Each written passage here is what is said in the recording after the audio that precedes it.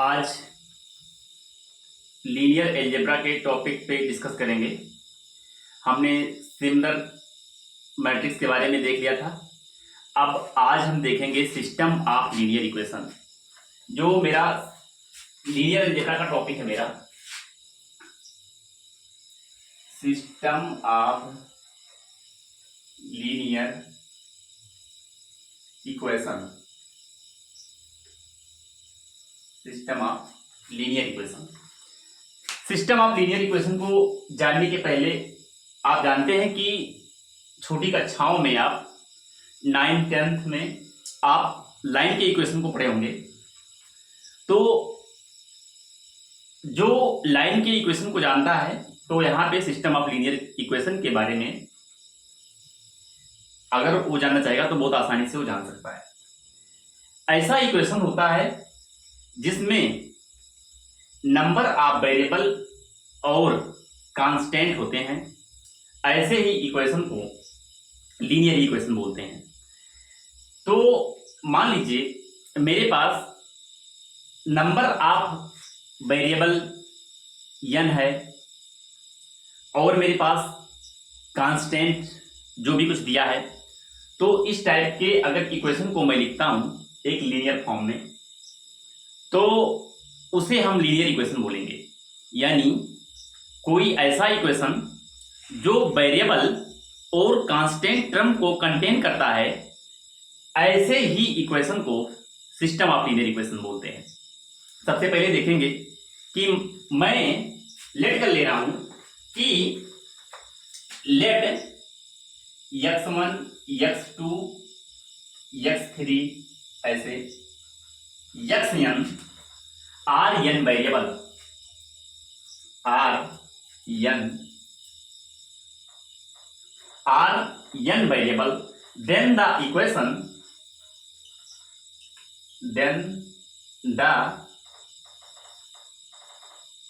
equation ऐसा a1 x1 a2 x2 a3 x3 ऐसा data an xn बराबर, मैं यहाँ पे कोई कांस्टेंट टर्म मान लीजिए मैंने डी लिख दिया, is called a linear equation. Is called a linear equation. मैंने भी देखा कि मेरे पास सिस्टम ऑफ लीनियर इक्वेशन को बनाने के लिए मेरे पास लीनियर इक्वेशन का कलेक्शन होना चाहिए, तो वही मेरा सिस्टम ऑफ लीनियर इक्वेशन होगा। लीनियर इक्वेशन ऐसा इक्वेशन जो वेरिएबल और कांस्टेंट टर्म को कंटेन करता है, इसी को आप बोलते हैं linear equation. A equation containing variable and constant is called linear equation.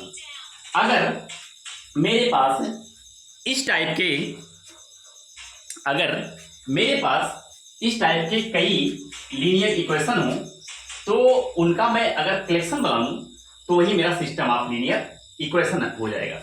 यहां पे देख पा रहे हैं वेयर, जहां पे a1 a2 a3 ये सब क्या है, ये सब कोफिशिएंट हैं, are called coefficient, are called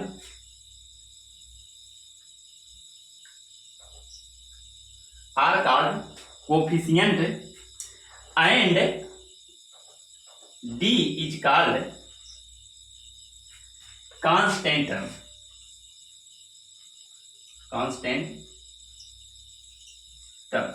D मेरा कांस्टेंट टर्म है और a1 a2 a3 an ये मेरे क्या है, वेरिएबल के कोफिशिएंट है, और डी मेरा कांस्टेंट टर्म हो गया। A linear equation in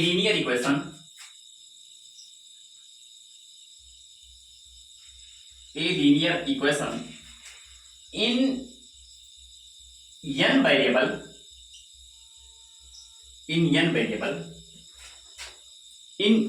variable, जैसे मान लीजिए a1 x1 a2 x2 a3 x3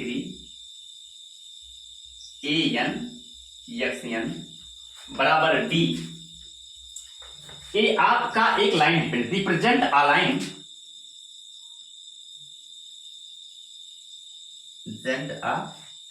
represent a line कहां पे करता है? अगर इसका फील्ड आर हो विद फील्ड आर हो तो represent a line in R in real number.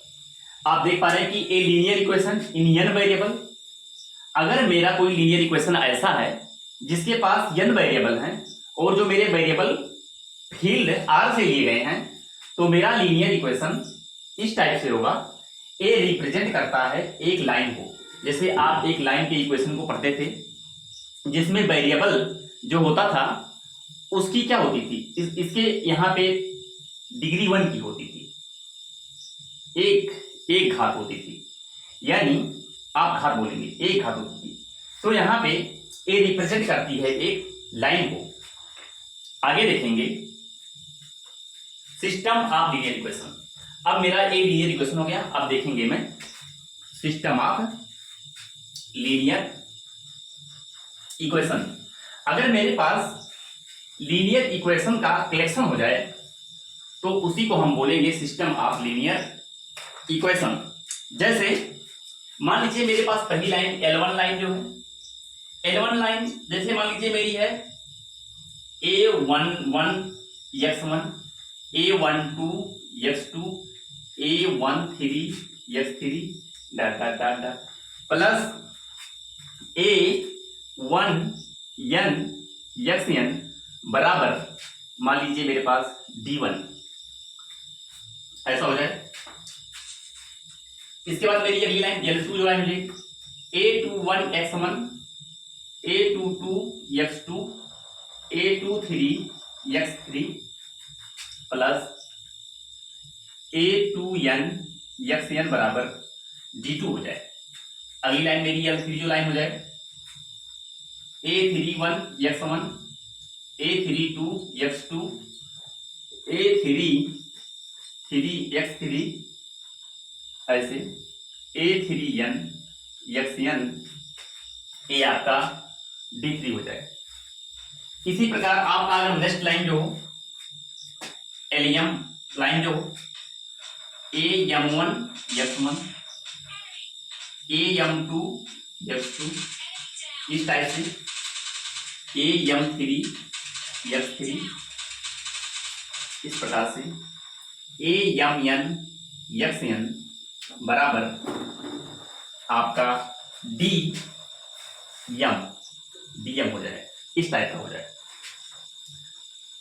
Is called system of linear equation, इसी को बोलते हैं is called system of linear equation. System of linear equation of order m cross n, ये आपका क्या है? कलेक्शन ऑफ लीनियर इक्वेशन है यहाँ पे, इसी को बोलते हैं system of linear equation.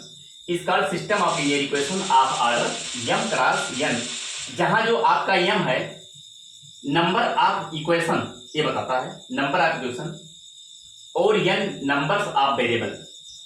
m is a numbers of equation और जो n है नंबर ऑफ वेरिएबल, ये जो है नंबर्स ऑफ इक्वेशन और आपका n जो है नंबर्स ऑफ वेरिएबल को बताता है। इसी वे में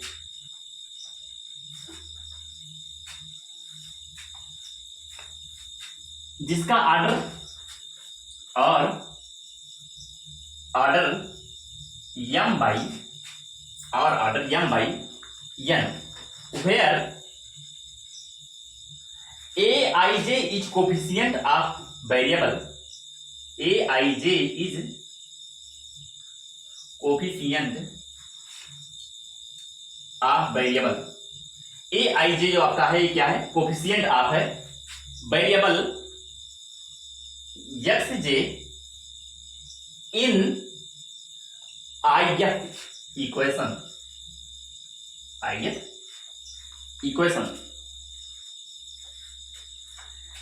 this system of linear equation, इस सिस्टम ऑफ लीनियर इक्वेशन को आप कुछ मैट्रिक्स के फॉर्म में लिख भी सकते हैं। यहां पे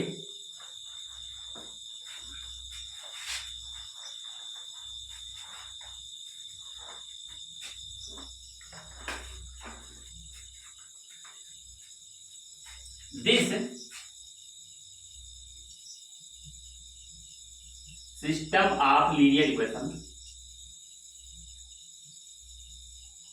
this system of linear equation also can be written as, also can be written as, आप इसको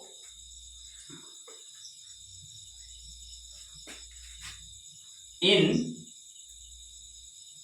मैट्रिक्स फॉर्म, ठीक, इसको लिख पाएंगे मैट्रिक्स फॉर्म में।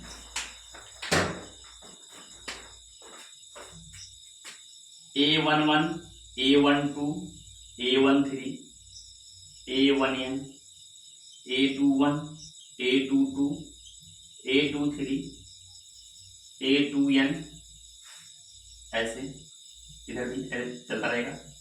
A31, A32, A33, A3n, ऐसे AM1 चलता जाएगा, AM2 चला जाएगा, AM3 ऐसे भी चलता जाएगा, AMN, इस टाइप से। और इसको लिख पाओगे X1, X2, X3, Xm, इस टाइप से, इक्वल टू इसको लिख पाओगे D1, D2, D3, DM, A m cross 1 की है, A भी m cross, sorry n variable होता है n, तो A n क्रॉस 1 की, और ये जो मैट्रिक्स है आपकी यहाँ पे m क्रॉस n की, A n क्रॉस 1 की n variable, A m constant जहां पे है, नंबर ऑफ इक्वेशन बताता है m, numbers of equation m, और n जो नंबर्स ऑफ वेरिएबल। तो इसको बोलते हैं कोफिशिएंट मैट्रिक्स, इस मैट्रिक्स को बोलते हैं कोफिशिएंट मैट्रिक्स, और इसको बोलते हैं वेरिएबल वेक्टर, इस वाले को वेरिएबल वेक्टर, और इसको बोलते हैं कांस्टेंटम वेक्टर एंड मैट्रिक्स, कांस्टेंटम वेक्टर एंड मैट्रिक्स। आप सिस्टम ऑफ लीनियर इक्वेशन को इन मैट्रिक्स फॉर्म में इस टाइप से लिख पाएंगे। इसको आपकी मैट्रिक्स मान लीजिए जो है A m cross n into X n cross 1 बराबर D m क्रॉस 1, इस टाइप से इसको लिख पाएंगे। यानी इन मैट्रिक्स फॉर्म, ये आपकी कोफिशिएंट मैट्रिक्स है, ये आपका वेरिएबल वेक्टर, और एक constant terms vectors and matrix. यहां पे इस मैट्रिक्स को आर्गुमेंटेड मैट्रिक्स के फॉर्म में भी लिख सकते हैं।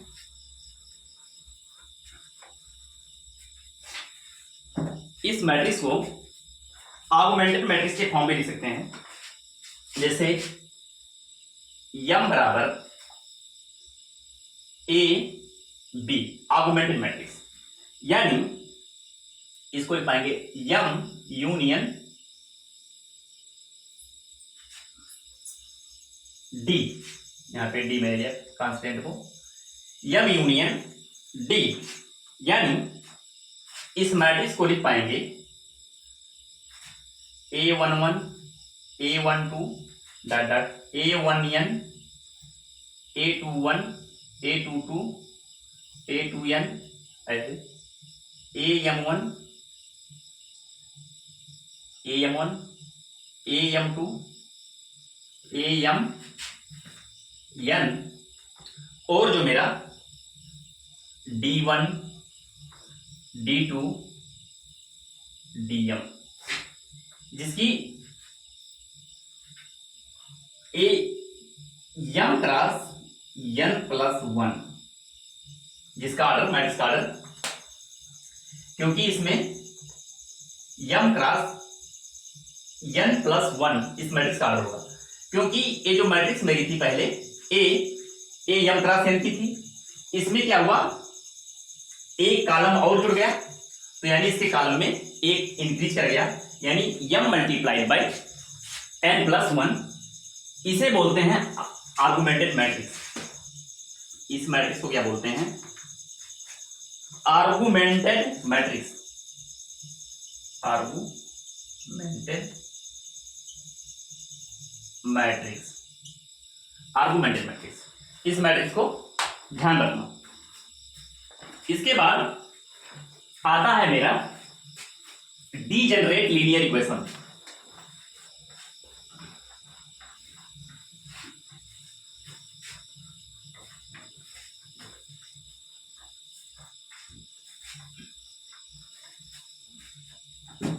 System of linear equation, system of linear equation मैंने देखा A M cross N X M cross X N cross 1 equal to D M cross 1, ये मेरा सिस्टम ऑफ लीनियर इक्वेशन इस मैट्रिक्स फॉर्म में देखा था।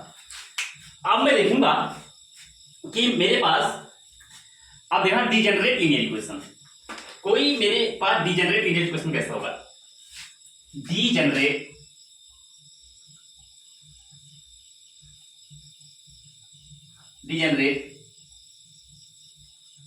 लीनियर इक्वेशन, मैं सबसे पहले देखूंगा linear equation, A linear equation,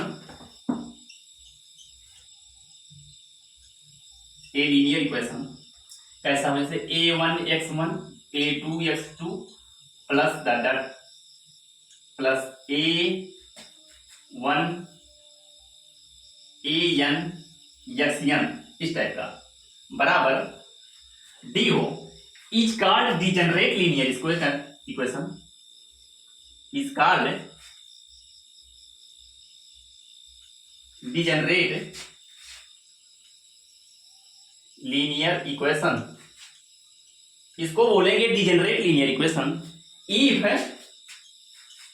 A I 0 for all I, सभी आई के लिए ए आई क्या हो, सभी ए क्या हो जाए, 0 हो जाए, यानी that is 0x1 0x2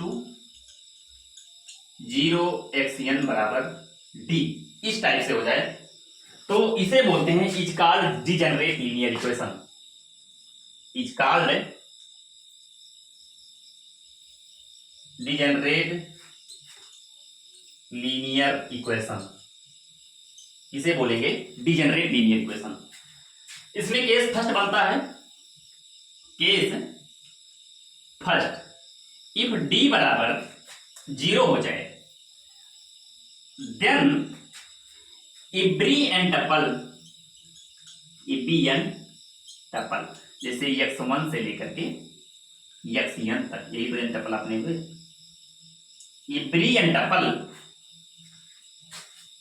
will be a solution, will be a solution of these equation, of this equation। अगर d मेरा 0 हो जाता है तो प्रत्येक n tuple will be a solution of this equation, more over if field, यहां पे देखेंगे more over if field F is infinite, F अगर मेरा फील्ड इनफाइनाइट है, देन जो एन टपल है, देन एन टपल ए मेरा फील्ड एफ में बिलोंग करेगा, फील्ड एफ में। Is a solution, is a solution that is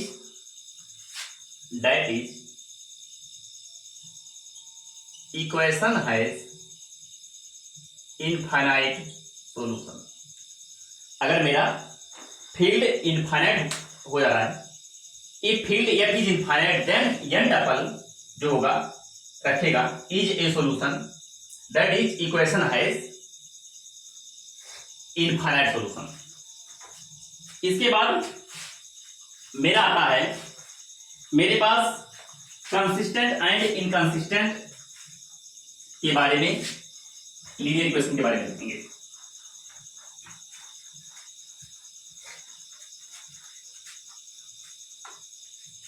consistent and inconsistent system of linear equation,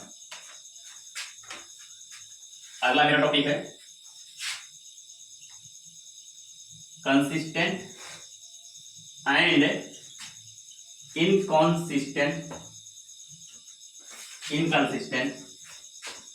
system of linear equation, system of linear equation.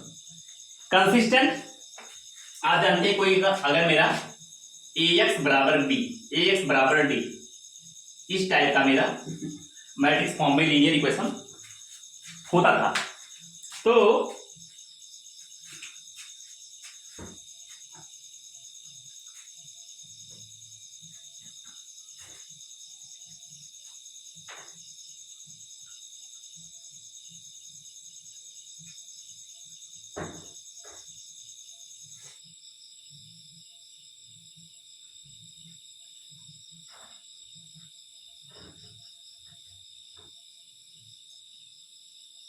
हाँ, तो अगर मेरा consistent और inconsistent system of linear equation के बारे में अगर देखना है, लीनियर इक्वेशन, तो आप जानते हैं कि इसको बोलते थे क्या, इसी को बोलते थे कोफिशिएंट मैट्रिक्स, इसको बोलते थे कोफिशिएंट मैट्रिक्स, इसको बोलते थे वेरिएबल वेक्टर, और ये होता था कांस्टेंट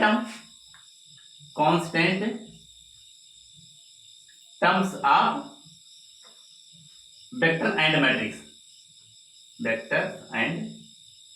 मैट्रिक्स, इस टाइप का होता था।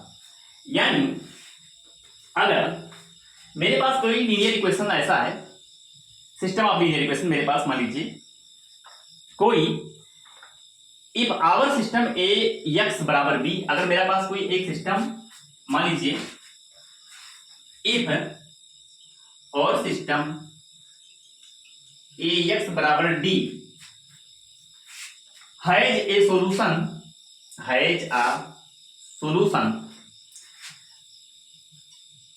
The system of linear equation X बराबर B, the system of linear equation ax बराबर d is called consistent system of linear equation. अगर इफ आवर सिस्टम ax बराबर d has no solution, the system of linear equation ax बराबर d is called inconsistent system of linear equation. अगर मेरे पास system of linear equation ax बराबर मेरे पास d दिया हुआ है, अगर इसके पास सॉल्यूशन है तो ये कंसिस्टेंट होगा, और अगर इसके पास सॉल्यूशन नहीं है तो ये इनकंसिस्टेंट होगा। यानी आप जान पाएंगे कि अगर मेरे पास लीनियर इक्वेशन के पास अगर सॉल्यूशन होगा तो कंसिस्टेंट, अदरवाइज इनकंसिस्टेंट। इसका एक डायग्राम मैं यहाँ पे बना दे रहा हूँ टेबल टाइप का, ताकि लिखने में आसानी रहे। मेरे पास जो A M cross N X N cross 1 equal to D M cross 1 ये सब ऑर्डर दिए हुए हैं। अगर इसके पास दो टाइप के होंगे, अगर इसके पास सॉल्यूशन होगा तो एक बनेगा consistent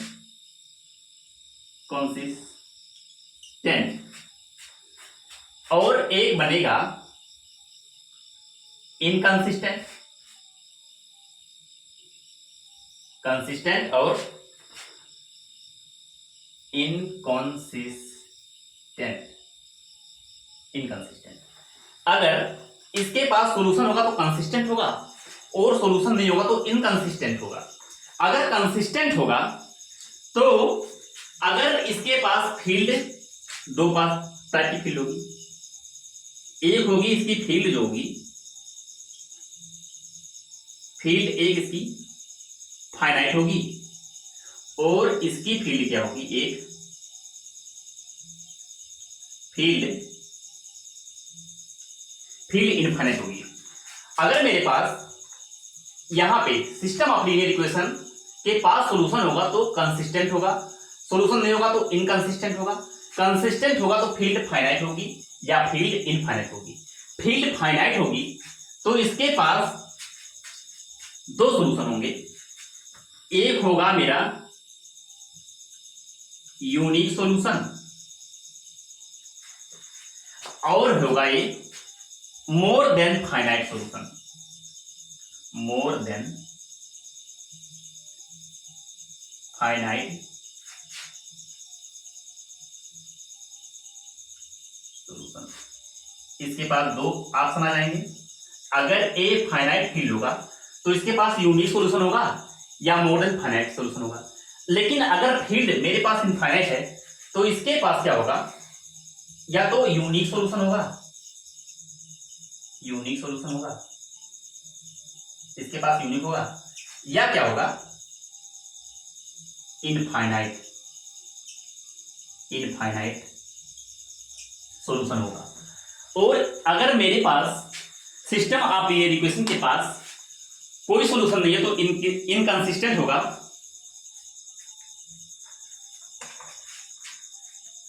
found over any field,